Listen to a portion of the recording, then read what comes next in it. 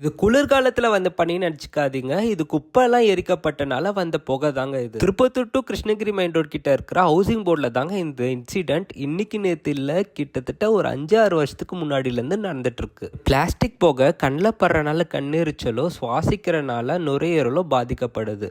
இதோட பாதிப்பு எந்த அளவுக்கு சிகரெட் அடிக்கிறவனுக்கு லங்ஸ் பாதிக்குதோ அந்த அளவுக்கு எதுவுமே தெரியாத அப்பாவி குழந்தையோட லங்ஸோ பாதிக்கும். சுற்றி ஏகப்பட்ட குடும்பம் இருக்குது. குழந்தைங்கள் இருக்கிறாங்க, வயசானவங்க இருக்கிறாங்க. ஆனால் யாரோ ஒருத்தர் இந்த மாதிரி பண்ணுற ஒரு சின்ன தப்பால் ஏகப்பட்ட பேர் பாதிக்கப்படுறாங்க. குழந்தைங்களாம் அழுற சத்தம் என்னால் கேட்க முடியுது. அங்கே திருப்பத்தூர் டு கிருஷ்ணகிரி போகிறவங்களுக்கே ப்ராப்ளம்னா அங்கே இருக்கிற எத்தனை கடை மக்களுக்கும் அங்கே வசிக்கிற மக்களுக்கு எவ்வளோ ப்ராப்ளம் இருக்கும் சொல்லுங்கள்.